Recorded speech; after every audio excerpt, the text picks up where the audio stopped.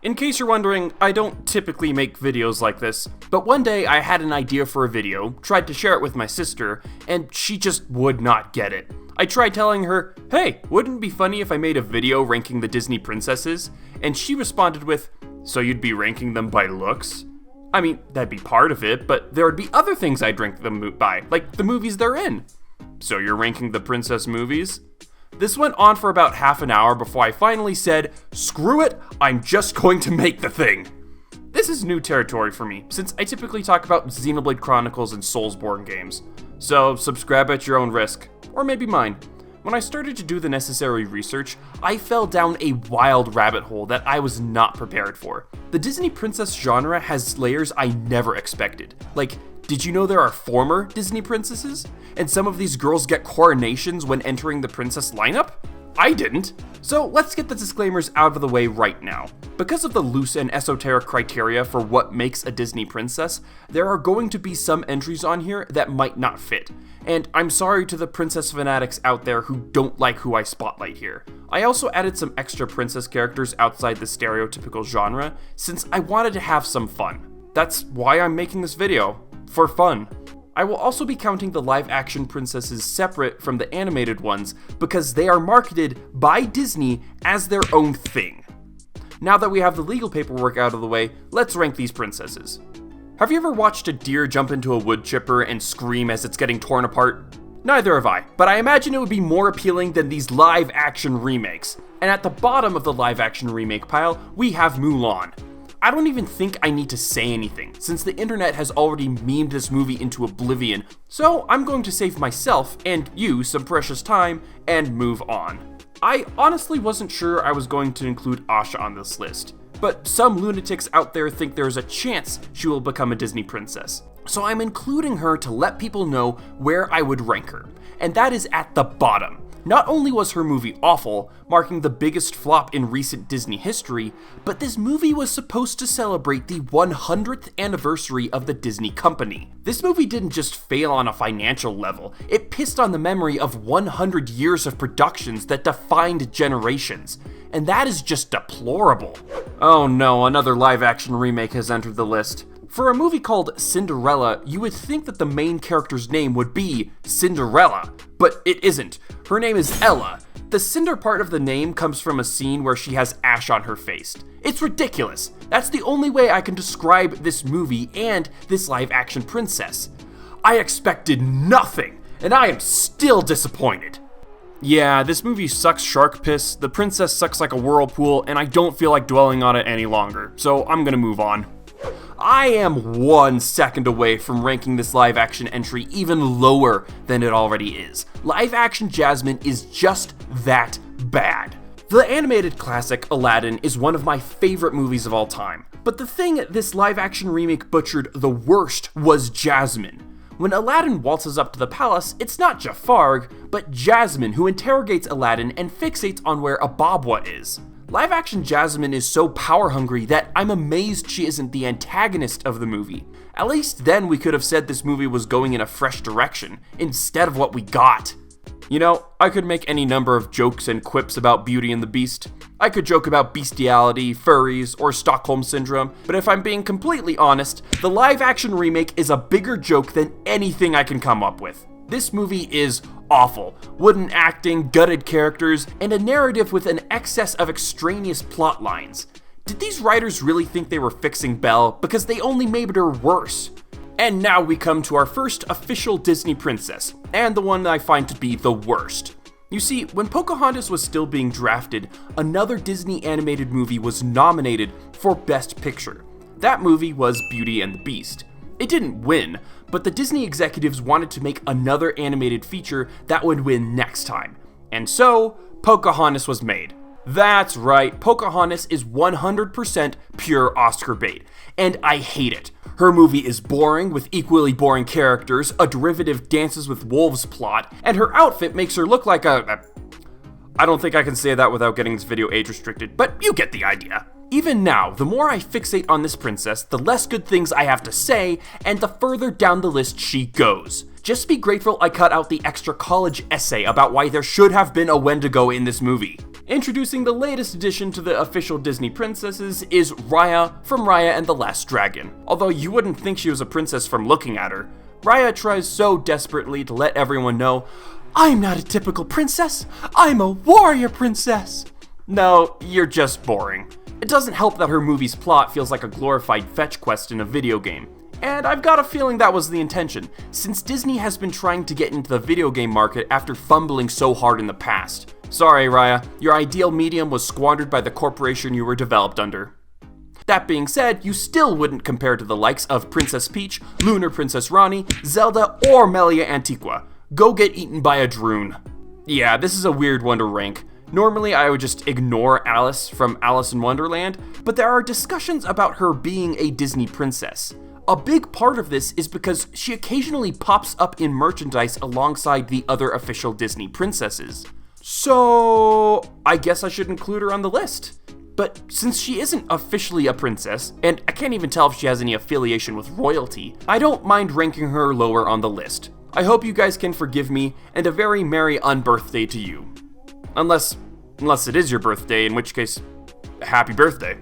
Up next is a princess that I wasn't even sure would make it on my list. Why's that? Well, because despite being one of Disney's most recognizable characters, neither Anna or Elsa are official Disney princesses. No, I don't know why this is. I've heard some speculation that Frozen is part of its own brand of merchandising, but that doesn't change how most people consider Anna and Elsa Disney princesses. Even Disney considers them princesses in Ralph Breaks the Internet. That being said, of the two girls, Anna is my least favorite. She's the vehicle in which the writers decided to poke fun of the princess genre by making this overly quirky girl try to be self-aware. It's like Disney was trying to say, "Ha ha, you can't make fun of us while we're making fun of ourselves." No, I can still make fun of you. Anna is the princess that opened the floodgates for characters like Asha and Raya, and I tremble to think about what might be coming in the future because of her. Whoa, one of the flagship Disney princesses. Well, don't get too excited, because I don't have many good things to say about Cinderella. Her dress isn't even blue, it's white! The reason people think it's blue is because Disney marketed that way. Which I guess I understand, showing up to a party in a wedding dress is bound to get you some weird looks. If nothing else, ranking Cinderella so low on my list should show you just how pitifully low my expectations were for the live-action remake. Hey, so I've been editing this section together, and I think I was a little bit wrong about Cinderella. She's not as bad as I was making her sound, and she doesn't belong this low on the list. Just ignore what I just said, and just imagine that she's ranked higher on the list. There are a lot of entries on this list that just don't feel like they should be in the Disney princess genre, and this is definitely one of those. But as weird as it seems, Tinker Bell used to be an official Disney princess. While I'm including the animated Tinker Bell here, the live-action version isn't in this video. Mostly because I've become sick of these live-action remakes, but also because I think I found a loophole. When Tinker Bell was removed from the Disney Princess lineup, she was moved into her own genre called Disney Fairies. They're in a different brand now, and that's enough of a reason for me not to include the live-action Tinker Bell. But I'm keeping the animated Tinker Bell because she is in fact a former Disney princess. In fact, she's one of the more entertaining characters on this list because her attitude is hilarious. The fact that she tried to kill Wendy and gets mad at everyone were some of the funniest interactions in the movie, and I absolutely loved it. No, I am not pulling your leg. Esmeralda from The Hunchback of Notre Dame was once an official Disney princess. There was some speculation surrounding why she was removed, but it seems she wasn't selling as much merchandise as the other princesses. That being said, very few people are lamenting this demotion, since she really doesn't fit into the princess roster. She doesn't even have an affiliation with royalty. And if you ask me, the fire variant of Esmeralda is the most mesmerizing of all her forms. Whoa, hang on, what are you doing on the script? I thought I cut you. I started recording anyway, so I'm not gonna stop. I know the movie Anastasia wasn't produced by Disney, but the Disney-Fox merger has made Anya the property of Disney, and she's the most princess of the non-Disney princesses produced out there, so I say she fits. And you know what? Her movie isn't that bad either. I mean, I've seen better, but I've seen worse. And I would be lying if I didn't admit that the song Once Upon a December wasn't stuck in my head for a couple of weeks after watching this movie. Okay, I don't know if Aurora belongs at this spot in the ranking. Aurora is a princess that I have very complicated feelings about. Actually, I don't even know if I should call her Aurora, since she's mostly referred to as Rose throughout the movie, and there are over a dozen cities called Aurora anyways. On a superficial level, she's smoking hot, but I never really found much depth in her character when I watched the movie. That started to change when I read more about the production of the movie, and I've become unsure about my placement of Aurora on this list. 3 years to find a voice actress? Holy cow! So you know what? Let's pretend her ranking can be interchanged with the next 5 entries, because I'm going to lose my mind if I keep fixating on where I rank this princess. You know, of all the takes in this video, I've got a feeling this is the one that will generate the biggest pushback. I don't care very much for Mulan. While I was watching all the movies for this ranking, watching the animated Mulan made me feel like I had eaten a pile of pasta without marinara sauce. Meaning not good. I've rewatched this thing twice, analyzing it on every metric I could think of, but even if my life depended on it, I could not figure out why Mulan wasn't clicking. I enjoy it in bite-sized clips, but the whole thing at once just doesn't make me feel good. This puts my ranking in a very difficult situation. I could either place her lower on the list to reflect how I feel about her movie, but at the same time, Mulan does not belong in the trash with Pocahontas or the live-action princesses. So I say middle of the list is just fine. And also because my little sister got pissed when she looked over the script and saw her lower, so you can thank her for Mulan's ranking. Standing out as the only official Pixar princess, Merida is the red-headed Scottish princess. And judging by her portrayal in Ralph Breaks the Internet, that's all Disney thinks of her. Look, I'm not the biggest fan of Merida, but I will say that her character and personality expands beyond just her accent. She's brash and boar-headed, and this leads to her making mistakes she has to learn from. She's also very cute, which is a nice bonus. Finally, a live-action remake that isn't trash! The 2014 movie Maleficent certainly has its flaws, but they tried something. This is a live-action remake that actually tried to do something new with the characters instead of regurgitating a half-digested script onto the screen. Elle Fanning is also adorable in this role. Her performance managed to activate my protective instincts, and for the first time in these live-action remakes, made me care for the princess. This might be the only live-action remake that didn't make me want to shave my skin off with a rusted can! And because of that, I have no regrets putting the live-action Aurora this high up on the list. Okay, Eilonwy really stretches the definition of Disney princess, but I don't care. Eilonwy is one of the most entertaining female protagonists on this list, and I refuse to let the Black Cauldron fall into obscurity. Eilonwy has this perfect combination of cute and spunky, which doesn't make her annoying. If I was in middle school and Eilonwy was in my class, I would have had the biggest crush on her.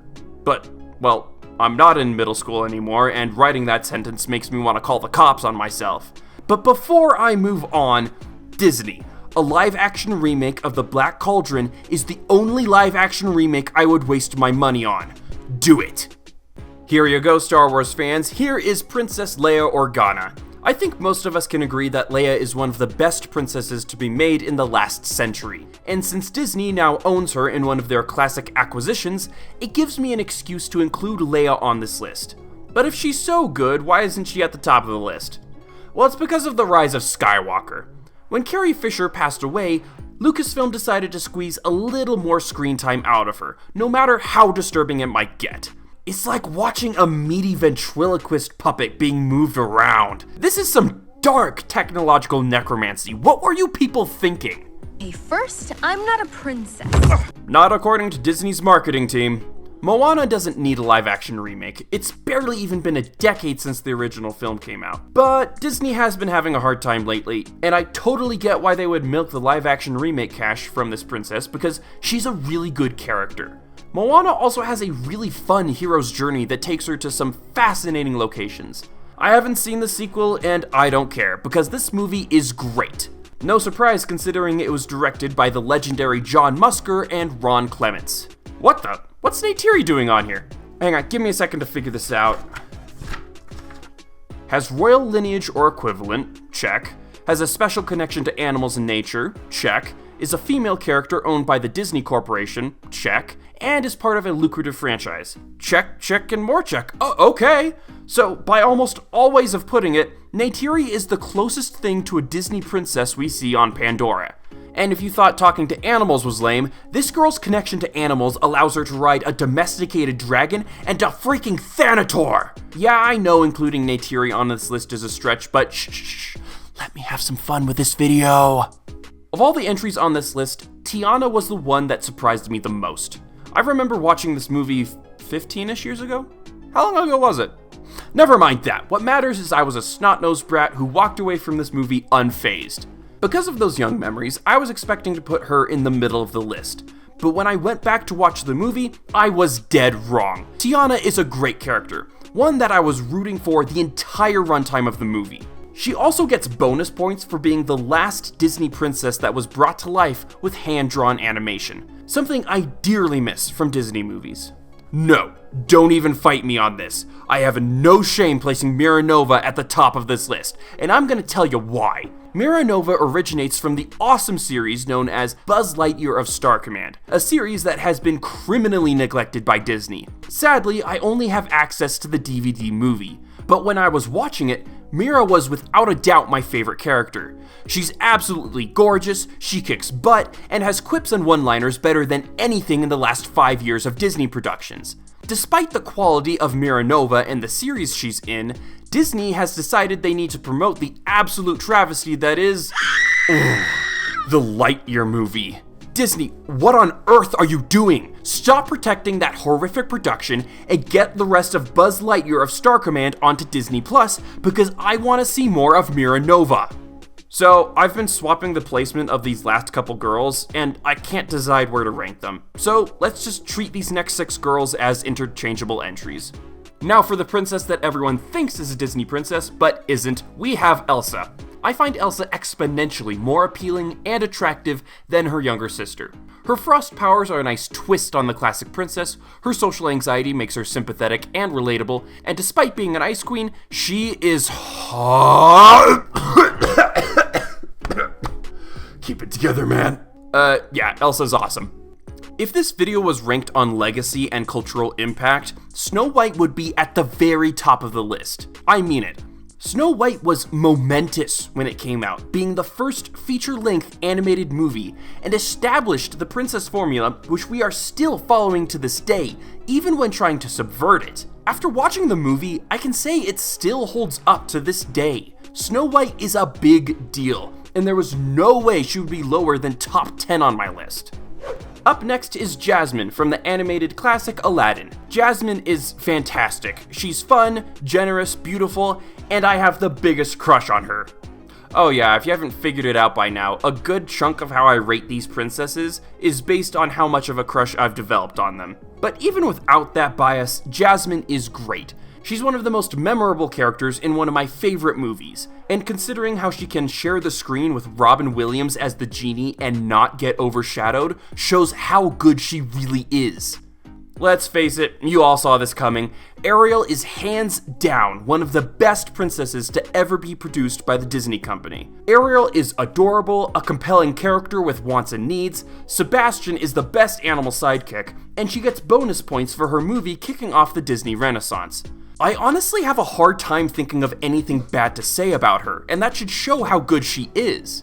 Someone once told me I look like Flynn Rider. Is that a compliment?